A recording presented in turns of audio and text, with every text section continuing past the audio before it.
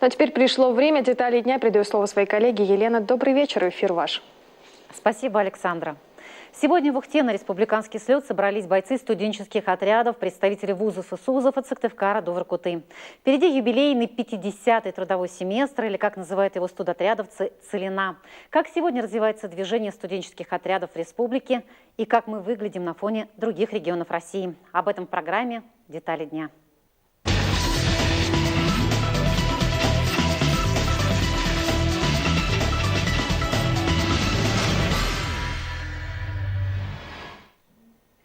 1967 год считается официальной датой рождения студенческих отрядов в республике.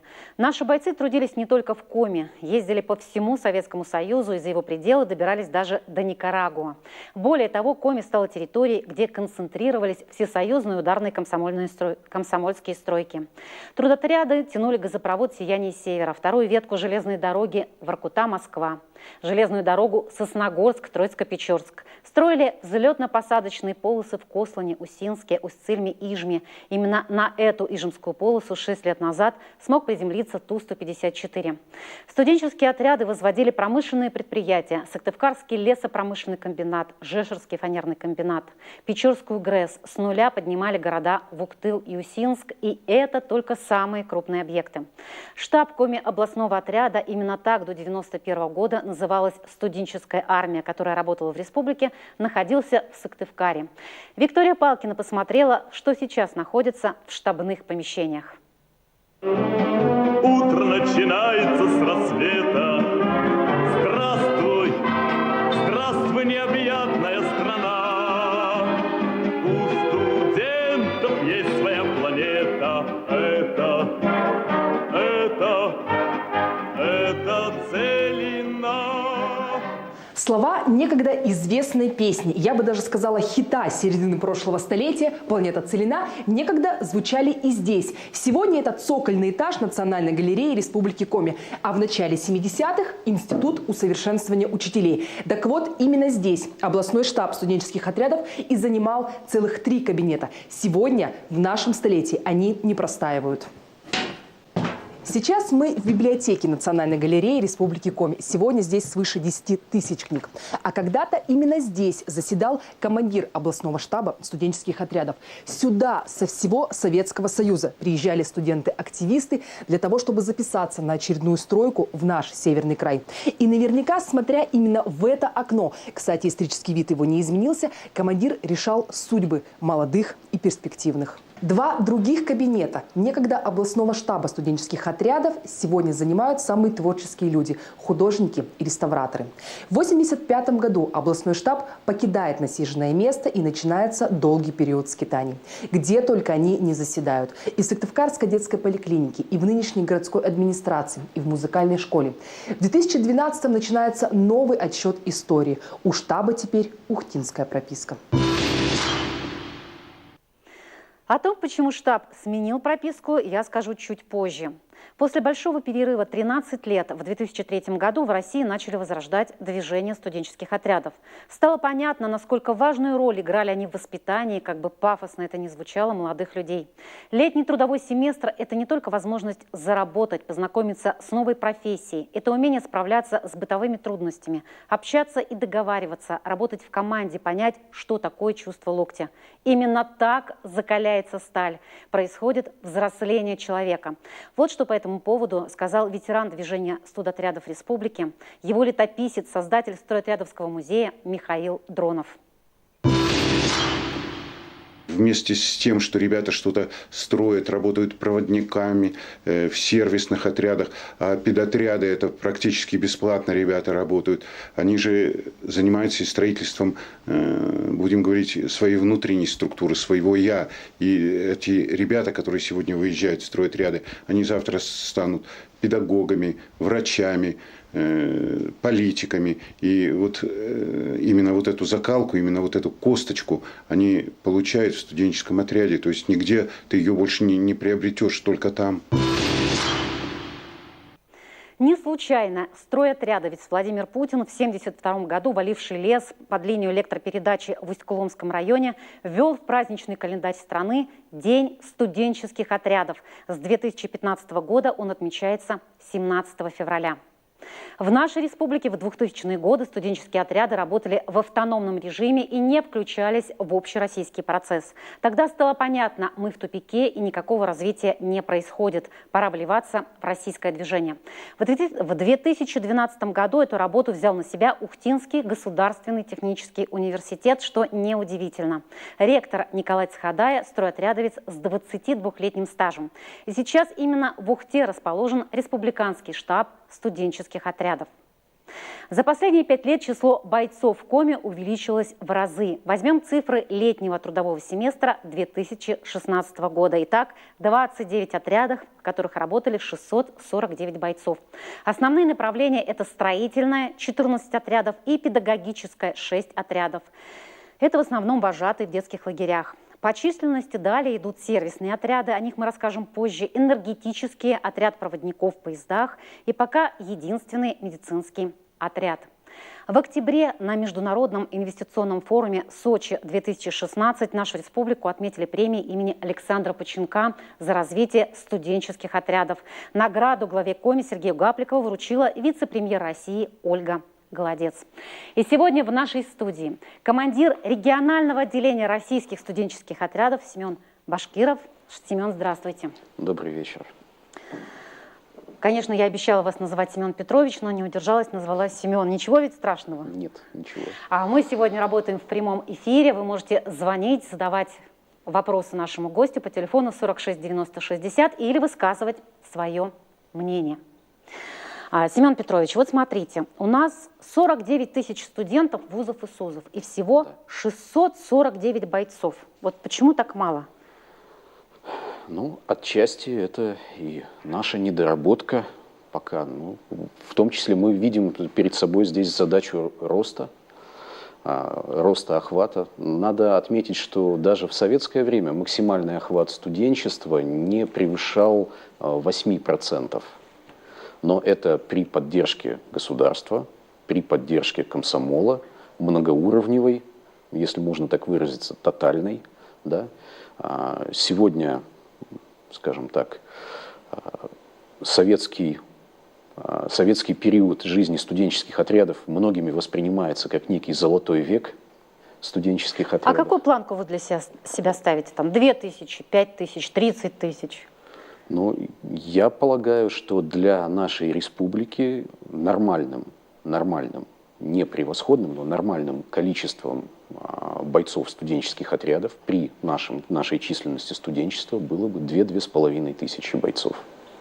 Вот смотрите, фактически студотряды предлагают такой летний каталог вакансий для студентов. Пожалуйста, идите работайте, зарабатывайте, причем приличные деньги. Но вот оказалось, что количество вакансий у нас гораздо больше, чем желающих работать в студотрядах. А вот это почему происходит? Ну, во-первых, если вы, естественно, главный наш ориентир, маркер для сравнения — советское время. В советское время страна осуществляла большие объемы строительства, стране не хватало рабочих рук, и страна готова была переплачивать за привлечение этих рук. Мы же прекрасно понимаем, что средняя заработная плата бойца студенческого отряда, она в разы превышала заработную плату обычного рабочего или инженера. И Семен страна Петрович, на это шла. Ну вот смотрите, ведь сегодня любая копейка для студента важна. А уж зарплата там бывает ведь и 40 тысяч сегодня получает боец студотряда. Не каждый в республике имеет такую зарплату. Неужели это мало? Ну, не все. Видимо, может быть, кому-то и мало, это раз. Во-вторых, не все готовы к тем условиям, в которых зарабатываются эти деньги. То есть вкалывать не готовы? Естественно, то есть там, где зарплата доходит до 40-50 тысяч, как правило, это вахта, это отсутствие выходных, это 11-часовой рабочий день в течение 1,5-2 месяцев. Достаточно тяжело. А сегодня в Ухте на республиканский слет собрались студенческие отряды от Сыктывкара до Воркуты. И у нас на прямой связи по скайпу Дарья Басова, один из организаторов слета, командир строительного отряда 11-й легион. Дарья, добрый вечер. Добрый вечер. А скажите, все ли делегации уже собрались? Конечно. Сейчас уже ребята заняты программой слета. Они находятся на площадках образовательных. Всем очень хорошо, всем нравится. А что вот в эти минуты по программе? Сейчас проходит тренинг, который называется «История российских студенческих отрядов». И также параллельно проходит площадка командиров. В общем, лучший командир и комиссар выбирается у нас. Вот скажите, кроме подведения итогов трудового семестра и награждения лучших бойцов, что еще будет у вас на слете? У нас разнообразная программа. У нас творческий фестиваль запланирован. Очень много новых образовательных площадок, которым ребята будут полезны. И, в общем, много всего. А будут ли федеральные эксперты? Нет, к сожалению, не будет. Спасибо, Дарья, вам большое, плодотворной вам работы. Спасибо, до свидания. А в конце ноября к нам приезжал лидер Росмолодежи Павел Краснорудский. Он встречался с главой Коми. И тогда Сергей Гапликов предложил сделать Воркуту центром притяжения российских студенческих отрядов. Семен Петрович, вот скажите, пожалуйста, что слышно по этому поводу? Когда же Воркута станет центром притяжения российских студенческих отрядов? Это обсуждалось как-то с Центральным штабом? С Центральным штабом пока нет. На такой уровень готовности проекта мы пока не вышли. Тем не менее, вот после того, как мы в 2014 году провели всероссийское совещание руководителей региональных штабов, мы тогда для себя определились, что следующим шагом, следующим этапом нашего роста для нас должна быть организация на территории республики всероссийской студенческой стройки. И мы находимся в перманентном режиме проработки вариантов того, как это можно сделать. То есть такого проекта не появилось пока? Что на такую глобальную стройку может претендовать? На сегодняшний день прорабатывается вопрос организации такой стройки на площадке Воркуты. То есть, а что это за стройка, мы пока не знаем? Я пока не возьму на себя ответственность давать какие-то прогнозы или что-то категорически утверждать, но работа идет. Вот я знаю, что наши соседи, это активная такая в студенческом движении Архангельская область, она уже забронировала такой себе всероссийский проект, называется «Поморье», это строительство космодрома Плесецкой. Туда ведь и наши бойцы тоже ездят. Да, наши бойцы традиционно участвуют во всероссийской студенческой стройке Поморье. В течение нескольких лет ядром этой стройки был действительно космодром Плесецк, но надо быть точными, студенческая стройка Поморье – это не только космодром. И, насколько мне известно, в следующем году акценты будут смещаться на другие объекты. Конкретика будет ближе к весне, но эта стройка, она есть, она будет продолжаться, поскольку это одна из образцовых всероссийских строек. А мы тягаться сможем с таким сильным соседом? Мы будем стараться. Скажите, а где себя еще проявили наши студотряды? Вот какие-то топовые проекты, всероссийские?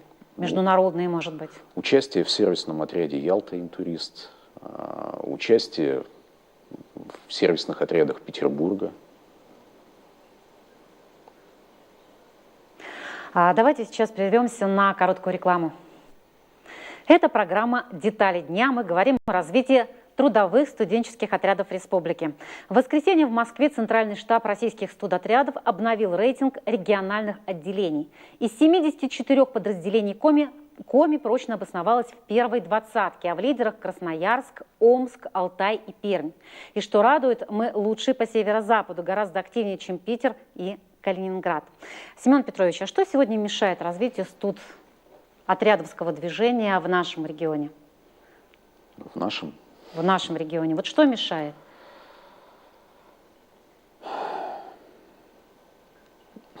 Или ничего не мешает? Есть сдерживающие факторы, но они в целом носят системный характер.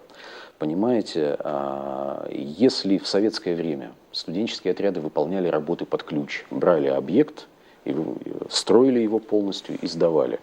На сегодняшний день действующее законодательство не позволяет этого делать. Но отряды на сегодняшний день нашли свою нишу. Это, как правило, вот бойцов привлекают, если говорить о строительстве, бойцов привлекают на финишный рывок. Вот. А хотелось бы под ключ, чтобы видеть результаты? Или это все равно невозможно сегодня? На сегодняшний день невозможно. Вот. Скажите, а вот сами-то студенты, они хотят быть стройотрядовцами? Или они очень мало пока знают об этом? Да, вот потеря культуры движения в целом, культуры работы со студенческими отрядами, это сказывается, мы до сих пор это не восполнили в полной мере. Во многих учебных заведениях, особенно, вот, ну, с одной стороны, опять-таки, я считаю, что это тоже задача роста перед нами стоит. Пространство для роста студенческих отрядов в Республике Коми на сегодняшний день лежит в среднем профессиональном образовании. Но там вот эта культура, она как раз представлена очень слабо. Мы по мере возможностей заходим в колледжи, вот, в техникумы. В 2016 году мы зашли плотно в 4 таких учебных заведения. Будем двигаться дальше, но у нас их больше 3 десятков. Это очень большое пространство. Кроме того, вот еще одно направление – педагогические отряды. В целом по стране, в России, они составляют большинство в студенческих отрядах. В нашей республике большинство за строителями на сегодняшний день. Семен Петрович, вот вы начали эту тему, а у нас есть слайд. Мы специально подготовили, сколько каких отрядов в нашей республике. Давайте вспомним о трудовом семестре 2016. За это лето рывок сделали сервисные отряды республики. Впервые наши студенты работали в Санкт-Петербурге кондукторами на трамвайных линиях и в экономическом отделе комитета по инвестициям. И впервые наши бойцы присоединились к всероссийскому отряду «Ялта», который трудился в Крыму в гостиничном комплексе «Интурист». Давайте посмотрим интервью командира Валерии Склюевой. Наша поездка в Ялту оказалась очень спонтанной, так как за неделю до нашего отъезда мы узнали, что мы прошли отборочный конкурс, и, в общем-то, наша целина как раз-таки и началась. У нас поехало всего 14 человек от Республики Коми, это 11 человек из Сыктывкарского торгово-технологического техникума, 3 человека из Ухтинского, 3 человека из Сыктывкарского и 1 человек из Ухтинского университетов. Работали мы горничными, кухонными работниками, поварами. В общем-то, научила нас эта поездка справляться с трудностями. Мы жили в железных маленьких домиках, по 10 человек в одной комнате, мылись в ледяной воде, справлялись с огромным объемом работ. Вообще, положительных эмоций на самом деле очень много, так как у нас было очень много путешествий, очень много каких-то положительных эмоций, новых друзей. При расставании, конечно, мы все плакали, но я думаю, это путешествие, это приключение нам запомнится надолго.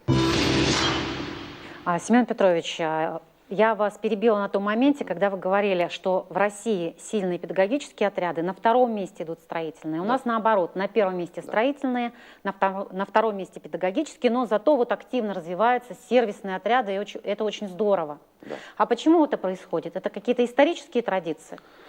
Ну, с одной стороны, это специфика республики, потому что у нас север, у нас нефть, газ, у нас достаточно большой объем промышленного строительства. Это обеспечивает достаточное количество вакансий для бойцов-строителей. А с другой стороны, это, безусловно, и не раскрытый потенциал, потому что я не могу ошибиться в цифре, но, по-моему, в рамках летней оздоровительной кампании в республике оздоравливается около 50 тысяч детей. Вот представьте себе, по нормативам, существующим при отправке детей в детские лагеря, на 12 человек должен быть 1 вожатый или воспитатель. Ой, давайте математикой займемся. То есть сколько нам нужно вожатых? Ну, на сегодняшний день их около 150 в студенческих отрядах. А остальные, там, понятно, что их больше. Это где-то практиканты, где-то учителя в летний период устраиваются на работу. Но я считаю, что мы минимум должны утроить это количество. Вы знаете, у нас есть звонок в студию. Здравствуйте, вы в эфире. Представьтесь, пожалуйста. Алло, здравствуйте. Мы вас прекрасно слышим. Задавайте вопрос. Меня зовут Ольга. И вопрос студенческих отрядов меня очень сильно беспокоит. Мой сын учится в индустриальном техникуме. И уже второй курс, вот сейчас вот он прошел, и стоял острый вопрос практики. Ну, может, я, конечно, не сначала смотрела нашу передачу, но, опять же, не услышала, был задействован ли в студенческих отрядах индустриальный техникум. Семен Петрович, задействован этот техникум или нет? Да, конечно. Но единственное, тут надо очень четко понимать, что там, где речь идет о серьезных объектах, туда идет кастинг бойцов, кастинг отрядов. Вот, мы привлекаем, да, к работе, в том числе индустриальный техникум, как подразделение, ребята присутствуют регулярно. Хотя тут не могу не отметить, что если брать в целом вот, по техническому вузу, каким является Ухтинский, те ребята, которые получают высшее образование, они посильнее. Вот. Семен Петрович, вот у нас Валерия Склюева, когда говорила в своем интервью вот такую вещь, что есть некий конкурс на проекты. На всероссийские проекты обязательно. Всегда есть конкурс. Да. И я знаю, что мы проиграли такой конкурс на участие в Крымской фруктовой компании. А почему? У Центрального штаба нет обязательств раскрывать мотивы своих решений. Вот. Но в целом, что касается Крымской федеральной компании и вообще всероссийских проектов, как правило, туда предпочитают отбирать отряды с историей. Потому что на всероссийских проектах, как правило, присутствует насыщенная программа общественной работы. Отряды должны быть готовы показать себя. То есть у них должен быть опыт работы. Это должна быть команда, которая не боится каких-то трудностей, которая готова участвовать в творческих конкурсах, в социальной работе, волонтерской. Поэтому там конкурировать сложно. Тем более, что вот у нас сельскохозяйственных отрядов в самой республике на сегодняшний день нет. То есть это, грубо говоря, отряд с нуля, с листа собирался. И ребята молодцы, что участвовали, что пытались пробиться. Это обязательно надо делать. Но, тем не менее, вот не получилось. Напомню, сегодня в Ухте на республиканский слет собрались активисты студотрядов. Они подводят итоги трудового семестра. А у нас на связи по скайпу Владимир Чистов, боец энергетического отряда. Владимир, добрый вечер. Добрый вечер, студент. А скажите, вы студент какого вуза и что же такое энергетический отряд? Я студент Сыктывкарского лесного института. Скажу для вас, наверное, коротко. Прежде всего, это первая серьезная трудовая закалка, как я считаю. И начало карьерного роста, соответственно. А скажите, это новая для вас профессия или вы обучаетесь по этому профилю? Для меня была данная профессия новшеством, и я испытал очень огромное чувство, что помог нашей республике в чем-то. Подождите, а вы вот на кого учитесь? Я студент машинного оборудования лесного комплекса. Так, а делали вы совсем другую работу, я правильно понимаю? Да, в стане энергетиков. А теперь, наверное, у меня будет очень сложный вопрос. Вот как вы думаете, что мешает развитию студотрядов в нашей республике?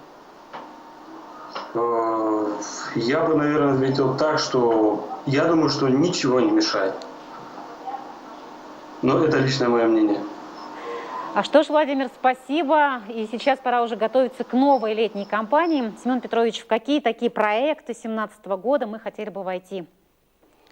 Во-первых, мы хотели бы создать собственный проект. Все-таки, если получится, реализовать проект Всероссийской студенческой стройки, так или иначе. Вот. И потом, понимаете, состав всероссийских проектов, он меняется от года к году. Какие-то традиционные есть, и мы стараемся участвовать максимально широко.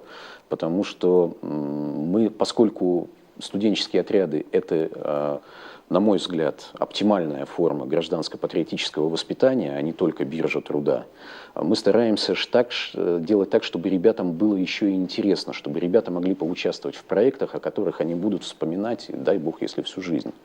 Вот. И это обязательно будет Всероссийская студенческая стройка Поморье, это Крым, наверное, Крым, все равно будет. Опять-таки, в следующем году планируется, и Крымская фруктовая компания планирует расширять, и Ялта Интурист планирует расширять привлечение бойцов студенческих отрядов.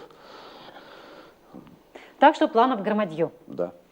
Непременный атрибут стройотрядов еще с советских времен – это куртка, штормовка, бойцовка. И в нашей молодежной программе «Зачетная пятница» мы даже показывали дефиле бойцовок. Давайте посмотрим фрагмент. Наши модели представляют все направления студенческих отрядов, которые у нас есть в Сыктывкаре. Конечно же, строительный отряд. Это ребята, которые работают на строительных объектах, и обязательно у них рабочая форма, есть каска, обязательно головной убор, ну и светоотражающие элементы. Педагогические отряды, они работают летом в детских лагерях, естественно, где жарко, где ты не можешь сидеть на месте.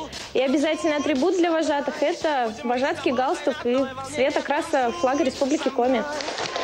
Про студенческий отряд проводников мы уже говорили, ну и вот это их форма, обязательно, конечно, бейдж, чтобы можно было обращаться по имени. Бойцовки, бойцовка, целинка, строевка. В разных регионах она называется по-разному. Но самая главная ее суть, она отличает всех бойцов студенческих отрядов. И вот по накатке можно понять, к какому отряду принадлежит студенческий педагогический отряд «Лидер». Семен Петрович, вот скажите, пожалуйста, оказывается, бойцовки сейчас дают не всем, а только лучшим бойцам. Это так? Скажем так, на усмотрение разных региональных отделений, разных отрядов, тут ограничений нет, каких-то регламентов. Но на сегодняшний день мы подошли к тому, что кандидатам в бойцы бойцовки сразу не выдаются. Бойцовки выдаются, когда человек себя покажет на целине. Вот смотрите, вот на вашей бойцовке, то есть нашивки, есть значки. Вот как здесь ориентироваться? Как человеку понять, ага, вот это боец там с большим стажем? Это вот награды своеобразные, значки или нет? Значит, воротник. С этой стороны находятся так называемые кирпичи или годички. То есть значок, он обозначает, что человек, один значок обозначает, что человек в конкретном году работал в студенческом отряде. На другой стороне воротника вот эти значки, это значки мероприятий. Слеты всероссийские, окружные, республиканские, там какие-то другие. Награды, точно так же, как на военной форме, где полагается находиться наградам. Нашивка, статус, показывает статус человека в студенческом отряде. И шевроны, российский, принадлежность к российским студенческим отрядам и к региональному отделению. А накатка – это надпись или рисунок на спине, которая указывает на принадлежность к конкретному линейному отряду. В общем, это целая наука, чтобы во всем этом разобраться. И теперь о таком забытом слове, как романтика. Конечно, сейчас в большинстве своем едут за деньгами, а не за запахом тайги. Но, тем не менее, когда мы писали интервью с молодыми людьми, это слово все равно звучало. Вот, например, что сказала нам Мария Скрябина, которую мы только что видели как ведущую дефиле бойцовок. Романтика в этом есть. Очень здорово находиться в таком движении, когда есть очень много единомышленников, когда все делают какое-то доброе дело, трудоустраиваются, работают с детьми, работают с людьми, и какой-то общий полет мыслей. Вот если мы продолжим эту тему романтики. Вот я знаю, что в движении стройотрядов еще в советские времена были коммунистические отряды или отряды безвозмездного труда, и это считалось очень большой честью. Например, так создавался Артек, его вторая очередь. Или в Межадере так строилась летняя дача интерната, который сегодня носит имя Александра Александровича Католикова. Тогда он как раз возглавлял всю эту стройку. Вот сегодня эти традиции, они сохраняются? Безвозмездного труда стройотрядов? Да, это присутствует, но тут надо иметь в виду, что у нас очень большое внимание сейчас вообще уделяется развитию волонтерского движения. И вот движение студенческих отрядов и волонтерское движение, они очень близки, тесны. Но это ведь не одно и то же. Не одно и то же, хотя конкретные люди, часто активисты, это одни и те же люди. Вот, допустим, студент года УГТУ этого года Анатолий Чемизов. Да, я его прекрасно Да, знаю. да. По волонтерским проектам больше. По волонтерским проектам. Но он боец студенческого отряда 220 вольт. Он начинал, он у нас прошел Целину, вот летом работали, и как раз был пример безвозмездного труда, потому что они в будние дни работали на объектах УГТУ, а на выходных, по субботам и воскресеньям, помогали монтировать детскую площадку в детском саду безвозмездно. И вы знаете, я еще обратила внимание, в Центральном штабе, когда они создают вот этот рейтинг регионов, там есть пункт участия в добровольческих проектах. Да. Не только за деньги, но и бесплатно. Все-таки Да, работают стройотряды, да. это очень здорово. Семен Петрович, вот если мы резюмируем, подведем итоги нашего эфира, что нужно сделать, чтобы наше движение студенческих отрядов развивалось именно в нашей республике? Работать. Работать и работать? Да. Семен Петрович, спасибо за участие в нашей программе. Завтра смотрите «Детали дня» с Ольгой Коняевой. Всего доброго, до встречи.